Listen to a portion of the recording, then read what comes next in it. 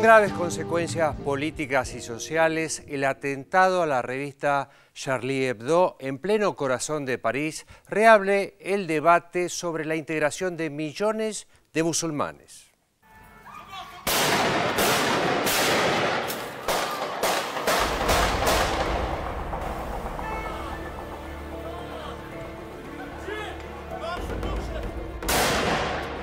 En solo 4 palabras, el sociólogo francés Alain Touraine sintetizó el sentimiento de millones de franceses tras el atentado terrorista contra la revista Charlie Hebdo. Hoy asesinaron a Voltaire, dijo el pensador, en clara referencia al filósofo que en el siglo XVIII se alzó como una de las principales voces de la Ilustración a favor de la razón y el respeto por las diferencias. 3 días después del ataque a la redacción del semanario, en el que murieron 12 personas, entre ellas su director, Stéphane Charbonnier, y 3 pilares del humor gráfico europeo, Georges Wolinski, Tignoux y Cabou, el país aún se debate entre el estupor, la indignación y la incertidumbre sobre las consecuencias que esto tendrá en la vida cotidiana de millones de franceses. Si bien era sabido que a partir de 2006, las caricaturas del profeta Mahoma que poblaron las páginas de Charlie Hebdo obsesionaban al islamismo radical y que a partir de entonces la dirigencia del semanario tenía custodia policial, los franceses nunca imaginaron un desenlace de tal magnitud. Todos coinciden en que el atentado al semanario ha sido el más grave de los últimos 40 años, pero no es el único que sufrió la Francia de los últimos años. Entre otros, se puede mencionar una bomba en el aeropuerto de Orly en 1983 que causó 8 muertos, la detonación de otro artefacto explosivo en septiembre de 1986 en los almacenes Tati de París que causó la muerte de 7 personas, reivindicada por el Comité de Solidaridad con los Presos Políticos Árabes, y el atentado de julio de 1995 en la estación de Saint-Michel del metro parisino que mató a 8 transeúntes. El último episodio de magnitud ocurrió en marzo de 2012, cuando un atacante solitario con antecedentes criminales y una confusa vinculación con el salafismo asesinó a 3 militares franceses en Montauban y a un rabino y 3 alumnos de una escuela judía en Toulouse. Por otro lado, desde la guerra por la independencia de Argelia entre 1954 y 1962, Francia ha mantenido estrechas relaciones con el mundo islámico, basadas en su anterior pasado colonial, que derivó en una fuerte inmigración a sus principales centros urbanos hasta convertirse en el país europeo con la mayor población musulmana, estimada en unos 6 millones de personas. Claro que buena parte de ellos no logra superar la exclusión cotidiana. Miles de jóvenes de familias musulmanas nacidos en el país llevan una vida de postergaciones, sobreviviendo en la periferia como un resabio del pasado colonial. Allí, en ese escenario, arrasado por el desempleo, la violencia policial y la pobreza, se cultiva parte del odio y el fanatismo religioso que luego nutre las filas del fundamentalismo islamista. A ello se suma además el alineamiento francés con Estados Unidos en la guerra contra el Estado Islámico en Irak y Siria, lo que abona el resentimiento de estos sectores. Este escenario y la inoperancia demostrada por el gobierno socialista de François Hollande para encauzarlo alimentan además el miedo al distinto y nutre el discurso de la extrema derecha francesa que, de la mano de Marine Le Pen y su Frente Nacional, pregona el racismo y cierre de fronteras. Le Pen, cuyo partido lidera las encuestas, culpa a los extranjeros del alto desempleo y la creciente desigualdad. Esta división no solo marca el debate político previo a las elecciones de 2017, sino que también muestra la tensión que tiñe a toda Europa con respecto a los inmigrantes, especialmente a aquellos que profesan el islamismo. En los últimos días, autoridades italianas rescataron un barco con 450 inmigrantes ilegales provenientes de Turquía y grupos anti- y pro-islámicos realizaron masivas manifestaciones en Alemania. En esto, Francia, históricamente secular y notoriamente multicultural, es otra de las naciones europeas preocupadas por el islamismo, sin definir de qué manera puede ser asimilado como otras religiones. Pero más allá de los datos que enarbolan los conservadores para cerrar fronteras, las estadísticas entregan otro panorama. Un estudio reciente de la Organización para la Cooperación y el Desarrollo Económicos, OCDE, señala que la inmigración tiene un impacto positivo en Europa, especialmente en el mercado laboral, las cuentas públicas y el crecimiento económico. El análisis reveló que los inmigrantes representaron el 70% del aumento en la fuerza laboral en Europa en los últimos 10 años. Desde el 2000, este grupo ha representado además el 14% del incremento en la fuerza laboral altamente capacitada. Los inmigrantes no son una carga pública. En la mayoría de los países contribuyen más en impuestos y aportes sociales que lo que reciben en beneficios individuales, finalizó el reporte. En noviembre, un estudio de la University College London abonó la misma línea. Señaló que los inmigrantes que llegaron al Reino Unido entre 2001 y 2011 aportaron unos 30.000 millones de dólares a las finanzas públicas británicas. En medio del miedo y la incertidumbre crecientes, las librerías francesas llenaron por estos días sus estanterías con Sumisión, la última novela del provocador novelista francés Michel Houellebecq. Allí, el autor plantea la llegada del Islam al poder en Francia para 2022 tras derrotar al ultraderechista Frente Nacional. Para los parisinos de hoy, un futuro tan lejano e incierto como el de las próximas horas. Y hay algo en que lo que casi todo el mundo coincide, y es que ahora, de ahora en adelante, sobre todo en Europa, para los musulmanes va a ser muy difícil vivir realmente. Va a tener una vida muy complicada. Y bueno, por esta razón invitamos a Ricardo Elía, ¿qué tal? Encantada, muchas gracias por estar acá en Visión 7 Internacional. Él es historiador y además es el secretario de Cultura del Centro Islámico de la República Argentina. Así es. Y bueno, tenemos muchas preguntas para hacer sobre este tema, ¿no? Sobre el tema del Islam.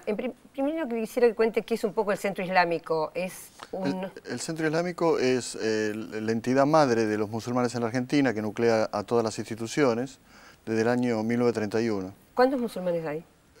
Medio millón, podemos decir, aunque no hay ninguna estadística oficial. ¿Y esto que pasó afecta a los musulmanes argentinos? Bueno, en primer lugar los conmociona, ¿verdad? Especialmente cuando de una manera irresponsable se rotula de islámico a los terroristas, ya que no se puede rotular de islámico a un terrorista, porque un terrorista no es otra cosa que un terrorista, ¿no? O sea, un criminal es un criminal. Lamentablemente se usan... como sinónimos, digamos. Sí, como sinónimos. En primer lugar, tenemos que decir que el Centro Islámico de la República Argentina, desde un primer momento, condenó enérgicamente tanto el atentado contra el semanario de Charlie Hebdo, como también el atentado contra el supermercado judío de Port de Vincennes. Y esto siempre lo ha hecho y lo seguirá haciendo cuando aparezca todo tipo de terrorismo, de violencia, ya que el Islam, además de significar... la aceptación voluntaria a un solo Dios, también es sinónimo de paz. Fíjese que la palabra Islam está derivada justamente de otra palabra muy conocida que es Salam, paz, que tiene su equivalente en el hebreo Shalom. Claro. Y además el Islam prohíbe absolutamente todo tipo de violencia y además el matar a un inocente. Esto está en el Corán, donde dice claramente que quien mata a un inocente es como si hubiese matado a toda la humanidad, y aquel que salva una vida es como si hubiese salvado las vidas de toda la humanidad. Desde esa perspectiva, Elía, ¿cómo leen este atentado, estas personas que provocan este atentado? ¿No lo hacen por razones religiosas? ¿Por qué lo hacen? ¿Por qué podrían hacerlo? Digamos, podrían hacerlo no por razones religiosas. En primer lugar, hay otra aclaración, que es el tema de que también irresponsablemente cuando se habla de la palabra yihad, se la traduce como guerra santa. No puede haber guerra santa en el Islam porque en el Islam no hay nada consagrado, o sea, no hay sacerdotes, sí, y nadie puede decir que algo es santo o algo no lo es, de manera que no puede haber una guerra santa. El yihad es algo muy exclusivo que tiene que ver en primer lugar con la lucha contra sí mismo, o sea, contra las tentaciones. Eso es el yihad, es un esfuerzo en el camino de Dios para la autopurificación. O sea, sacarse de encima todos los males, las ambiciones, las malas intenciones. Pecados serían... Sí. Y luego, en todo caso, hay un yihad en defensa de la comunidad, ¿sí? Cuando la comunidad es agredida. Pero eso lo tienen que decidir las altas autoridades islámicas y además en consenso con la comunidad, ya que el Islam, por sobre todo, tiene una eminente formación democrática de consenso. De manera que nadie por su cuenta puede hacer un yihad. Estos grupos en realidad fantasmas, como es el caso del autodenominado Estado Islámico o Al-Qaeda, nadie sabe quiénes son y la comunidad musulmana los rechaza y es todo un enigma, ¿verdad? Todo ese tema que aparece. Digamos, no representa el conjunto de la comunidad. De ninguna manera. Y la comunidad los rechaza y además incluso los musulmanes de todas partes, a ciencia cierta, no saben quiénes son esta gente. Ahora, Elía, Perdón, pero ¿de dónde surge esa confusión de origen, digamos? O sea, surgen de manera clandestina. La yihad, el Estado Islámico, que dan sus propias interpretaciones. Sí, interpretaciones por su cuenta, que son, como se ha dicho antes en el programa, son funcionales justamente a otros extremistas, especialmente a la ultraderecha, que tanta presencia tiene en Europa y que le viene muy bien justamente para justificar todas sus presentaciones injustificables. Su xenofobia. Su xenofobia. Lo que a mí me gustaría saber es, por lo que se lee, hay una cantidad importante de jóvenes, sobre todo franceses, pero no solamente en Francia, en general son chicos muy jóvenes que no tienen un proyecto de vida, que viven en barrios marginales, que les cuesta mucho encontrar trabajo porque hay... si la desocupación es grande, en esos sectores es mayor. Entonces, esos muchachos son en general muy fácilmente reclutables. ¿Cómo es el tema ahí en relación a la religión? ¿Vienen de familias religiosas y empiezan a creer en otra cosa? ¿Cómo se produce ese fenómeno? Bueno, eso es algo que de alguna manera nosotros los latinoamericanos y los argentinos en particular conocemos a veces cuando sucede este fenómeno que siempre va acompañado por ejemplo, por una gran precariedad social por una parte, ¿no? Y al mismo tiempo una falta de formación, ¿no? Entonces una persona que por un lado está sufriendo ¿no? un flagelo social y al mismo tiempo no tiene una educación, en un momento de desesperación puede ser captado por alguien, ¿no? Para llevarlo a hacer lo prohibido, ¿no? o lo criminal. Pero lo capta por la religión. Lo trata de captar por la religión, pero a través de una versión absolutamente ajena al verdadero Islam, ¿no? En este caso, ¿no?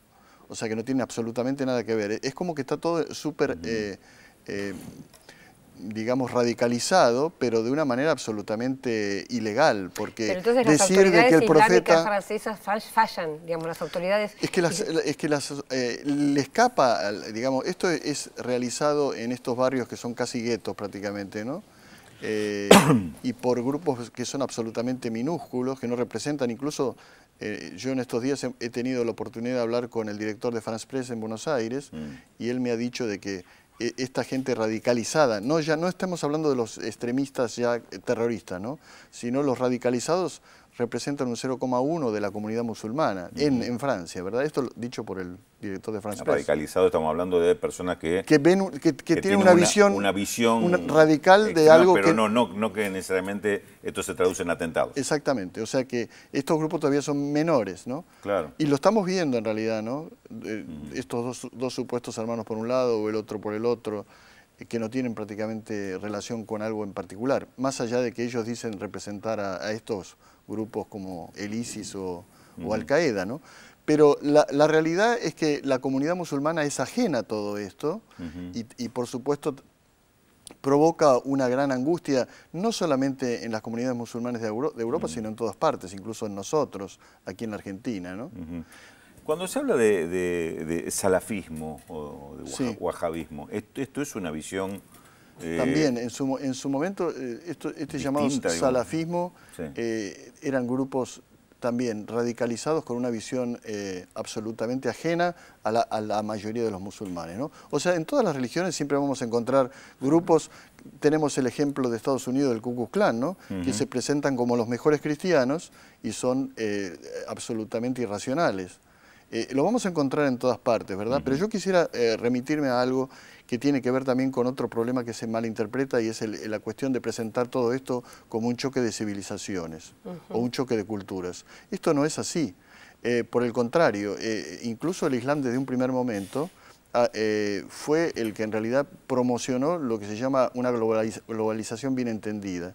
Y tenemos los ejemplos puntuales, como fue el caso de la España musulmana, del mundo otomano, donde había los cristianos, los judíos, incluso otros grupos, zoroastrianos, budistas, y hasta los propios ateos, que no eran de ninguna manera perseguidos e incluso podían participar en sociedad.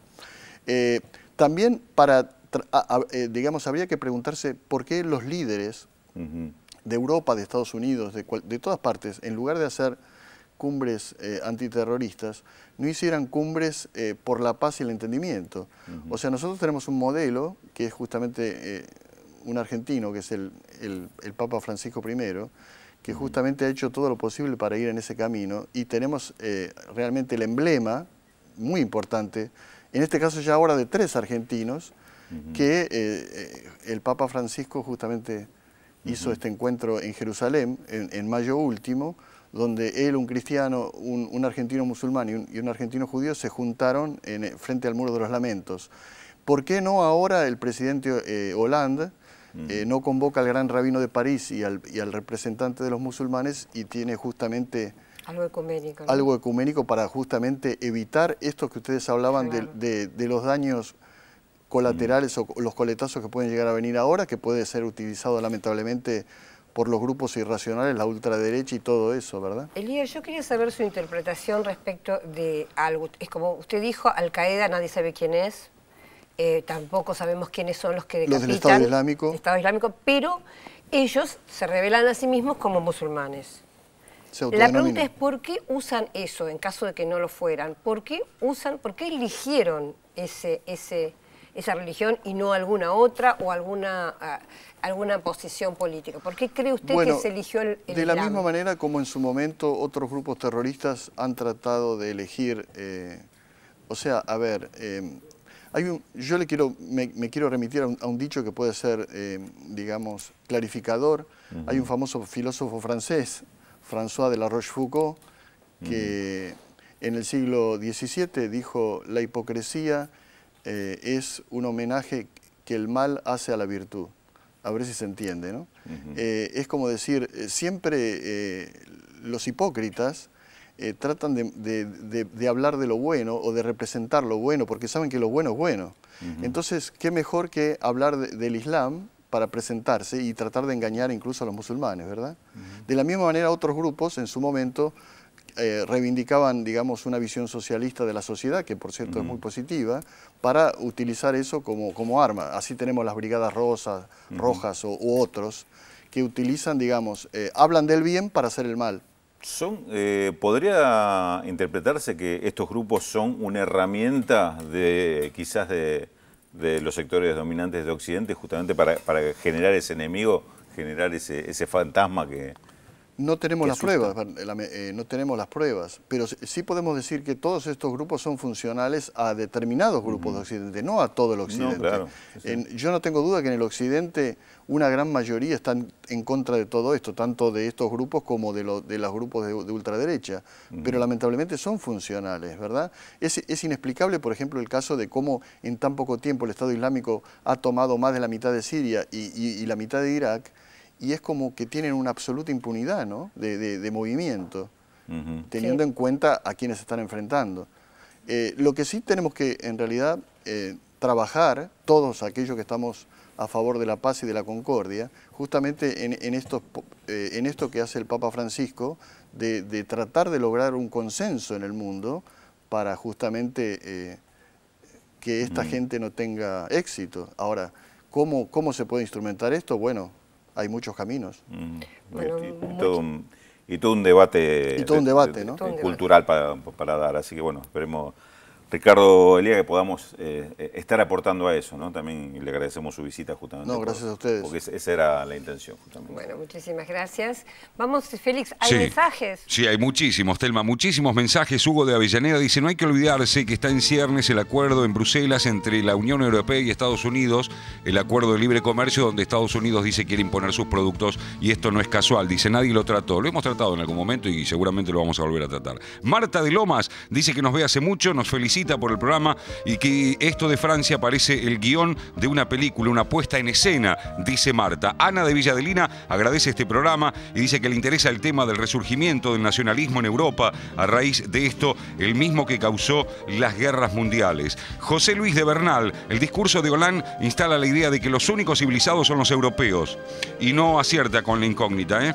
Así que ahora vamos a dar un dato más. Nilda de la Lucila estaba esperando conocer la opinión de ustedes sobre lo ocurrido, tal como dijo Telma, esto solo va a fortalecer a la derecha. Bárbara de Zárate dice, la discriminación y la xenofobia que ejercieron los europeos durante décadas, nadie la tiene en cuenta al momento de explicar lo que ocurrió en Francia. Jorge de Rosario dice que no es bueno ser terrorista, pero tampoco tomarle el pelo a las religiones. Soy católico y no me gustaría que se lo ridiculice. Muy bueno el programa. Y Víctor de Núñez dice, a los fabricantes de armas con la caída del muro se les acabó el cuco comunista y tuvieron que inventar otro monstruo. Hay que volver a ver la batalla de Argel, la película de Gilo Pontecorvo. Bueno, algunos de los mensajes que estamos recibiendo al 0800 444 1777 45350709. 30 grados la sensación térmica en la capital federal de la República Argentina. Estamos hasta las 14 aquí con Visión 7 Internacional. Nuevo dato de la incógnita. Vamos a darle un dato más del personaje de hoy para ver si pueden dilucidar de quién se trata, porque hasta ahora viene mal, parece, ¿eh?